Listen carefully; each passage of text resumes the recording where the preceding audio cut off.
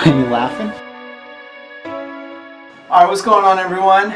Michael and Dre here, and today we're going to do the controversial parenting tag. Nora's here too. Just woke up from a nap, so hopefully she'll behave. She behaves. So the controversial parenting tag on YouTube, basically you just give your opinion on some controversial parenting subjects. Pretty self-explanatory. We just want to preface this with these are just our opinions. We're pretty moderate people, I think.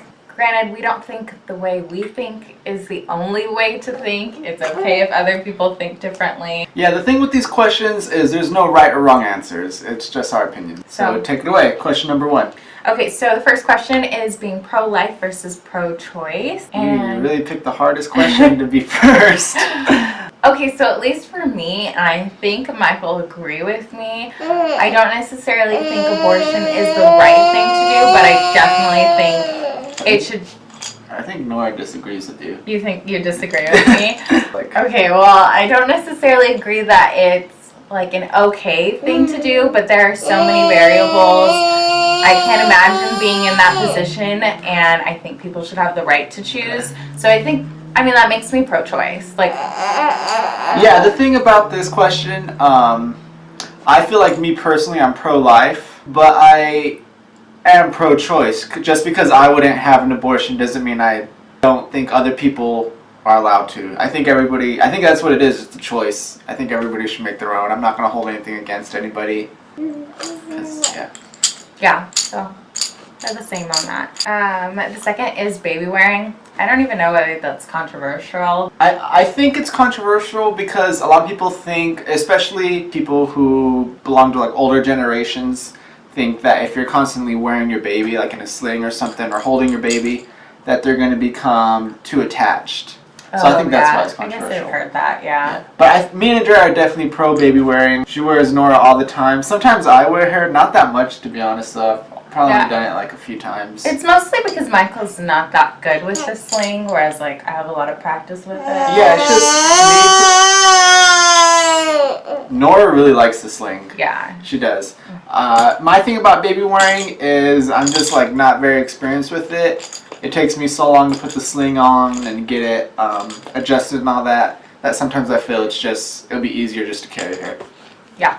The third question is circumcision. So obviously Nora's a girl, so that wasn't even something we really had to discuss. I don't really have an opinion on it. I would probably let Michael take the lead. It doesn't, I don't know. I've heard really good arguments for not doing it, but I know in the US that's pretty standard for us to do here, so. I would say I'm pro circumcision. Again, it's anybody's, it's your choice. Yeah. But if we were to have a boy, what would you want to do? Probably circumcise him. Yeah, that's fine. The next question is baby piercing. So getting your baby's ears pierced. I actually really want to get Nora's ears pierced. I think it's actually a really big cultural thing. I think it kind of depends on what your family's been doing. I think most Hispanic families get their baby's ears pierced at a really young age. Yeah, I can see that. Yeah, I know Michael's sister got her ears pierced at a really young age. I got my ears pierced at a really young age. Yeah, so I would say we're definitely pro piercing. Yeah, I can see why you're not. But we just haven't gotten piercing Nora's ears because we want to have her pediatrician do it, and it just always slips our mind. My whole thought process with it is that the sooner we do it, then I'm going to be the one who takes care of them instead of Nora trying to take care of them when she's 12 years old, just to make it easy. And obviously once she's 4 and she realizes she's wearing earrings and she doesn't want to wear them, she doesn't have to wear them. I don't really care. Yeah. I don't wear earrings. Just because Nora's bald, if she doesn't have a headband on and she's wearing gender neutral clothes, this baby can go either way. Yeah, so. Alright, so next question is breast milk versus formula. Okay, so I actually have some strong opinions on this. I think everyone should attempt to breastfeed. It's just so much better for them, especially in the beginning. It's so designed perfectly for them. And additionally, I mean, there's just so many people who have trouble feeding their babies, who can't afford the high price of formula, and who didn't even attempt to breastfeed their babies. And like, essentially breastfeeding is free. Like, it's the best thing for them and it's free. So granted, there are a lot of situations where people can't produce or they just hate it, but I hate hearing when women don't even try. Like, it's like what your boobs are meant for. You're like meant for breastfeeding your babies. Yeah, I am also pro breastfeeding. I'm not against formula feeding, like definitely supplement if you need to. Yeah. But I definitely think that everyone should at least try breastfeeding. Yeah. Well, I feel like we've been like seeing eye to eye on a lot of things. Know. I was really, well, I didn't even take a look at the question list, but I was really thinking we were gonna clash heads. Because I think we're both like pretty moderate people. I think. Like, I don't know. I feel like me and Andrea don't see eye to eye on a lot of things. So the next one is the cry it out method for sleeping. Do you know what that is? You just let them cry, right? Yeah. For them to learn how to sleep. I think I am against the crying it out. Obviously, like, say you put your baby down, you walk out of the room, they start crying. Yeah, let them cry for a minute or two.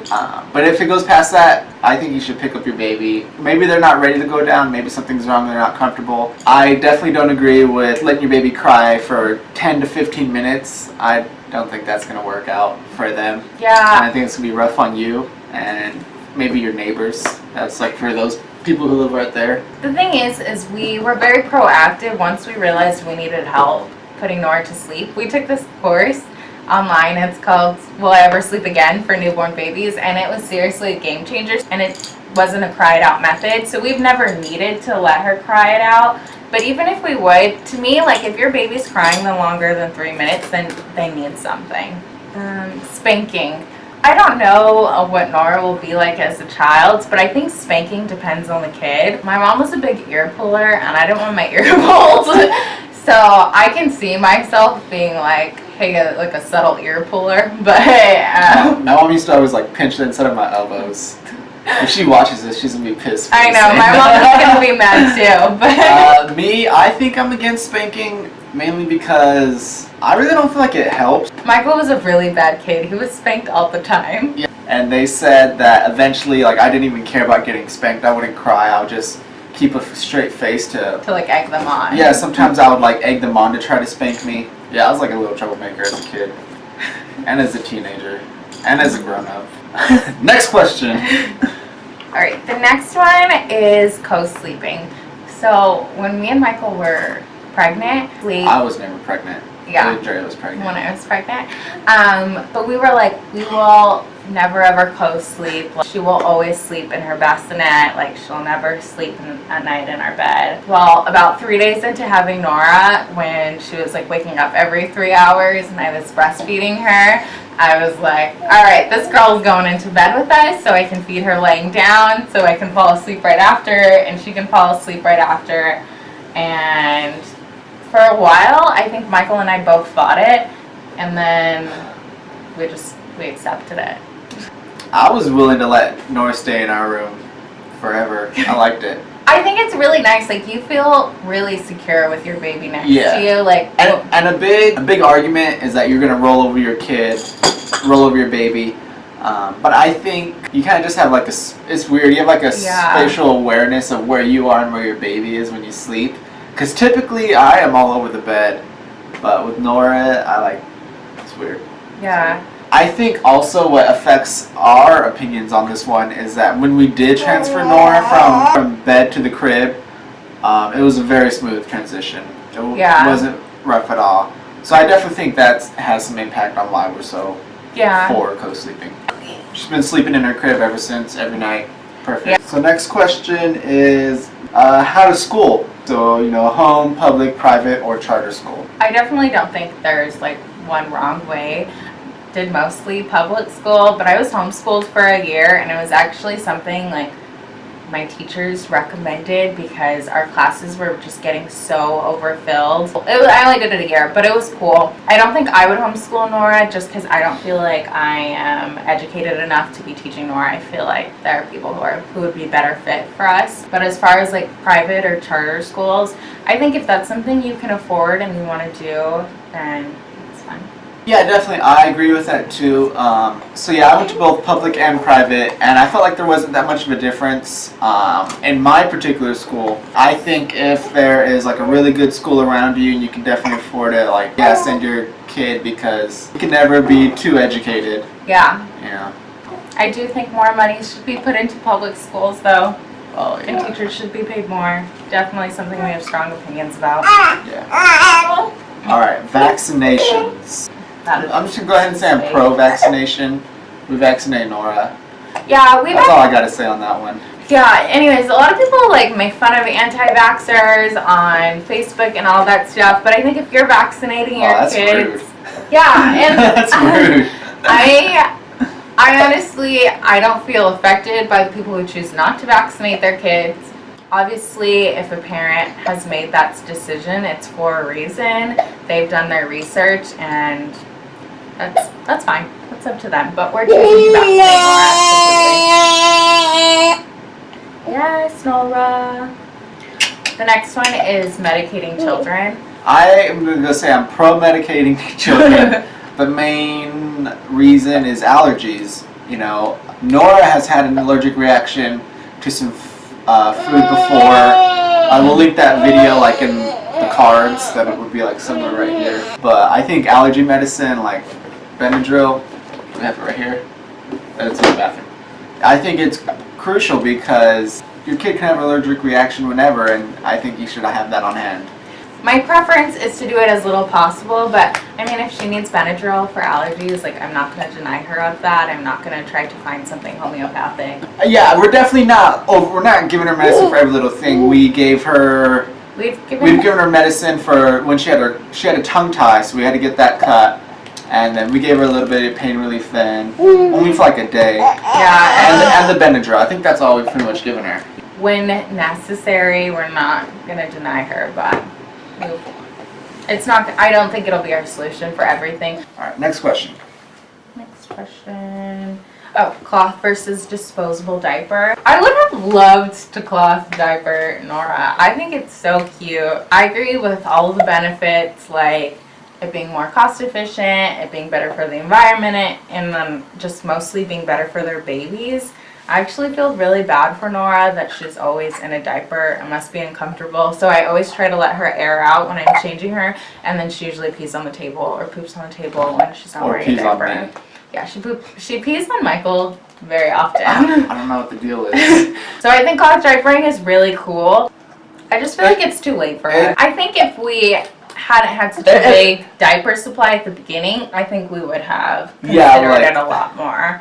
Yeah, definitely. But we've gone 6 months without having to like splurge on diapers. Yeah, we buy a pack of diapers every week in our grocery budget, but so far we haven't felt like the weight of having to buy diapers. Yeah. But I think more power to the people who do it though, because I think it's awesome. Diapers get expensive. Like I know they're expensive. Or you know what I would like to do? Is that communication, what is that? Oh, elimination communication. Where you just hold the baby over the toilet and they pee. We've read a lot about it. I'm very interested in the practice. If any of you guys do that, let us know. Yeah, please comment below. How does that even work? Yeah. I'm trying to get Nora to pee in the toilet, not on Dad. Okay, the last one is store-bought versus homemade food. Okay, for us, I feel like this question doesn't even apply to our lifestyle because we have chosen to skip purees altogether. If you've watched our baby-led weaning video, then we talk a little bit more about that. But yeah, we'll link those up here also. So for us, essentially, all of her food has been homemade because we haven't bought anything processed for her at all. Yeah, but if we were doing this route, I would definitely be homemade. Just because there's just a lot of ingredients in those purees that you really don't even know what they are. Just like a lot this, I would just, if I were going the puree route, I would just throw some carrots in the food processor, maybe some bananas. I would definitely be going the homemade route. I don't even think there's much of a price difference, to be honest. I think it's just like... Actually, I bet you even the homemade route might be a bit cheaper. Yeah, I think if you just so go like a too. farmer's market and pick up, you can get fruits and vegetables for really cheap if you just like go to the right places. go to the right store. But we've been doing the baby-led weaning route. If you want to know more about it, we will link the video below. But I think it's fun to hear other people's opinions. Wars. I like watching these videos. Anyways, well, thank you guys for watching. Hope you liked it. Make sure to subscribe. If you like this video, give it a thumbs up. Go follow us on Instagram at The New Dad Blog. You can also check out our website, thenewdadonline.com, where you can see some of our blog posts. We have all of our videos, pictures up there as well. Yeah, we'll all link that below. Also, let us know if you like this type of content. And Jay and I are trying to, we're still going to be doing vlogs, but we're trying to also get into more focused videos, things like this. Yeah, so you'll be seeing more of this. Hope you guys had a good 4th of July. We'll see you guys next time. Bye. Say bye. Say bye. Oh, now you don't want to talk? You want to talk the whole video, but not now?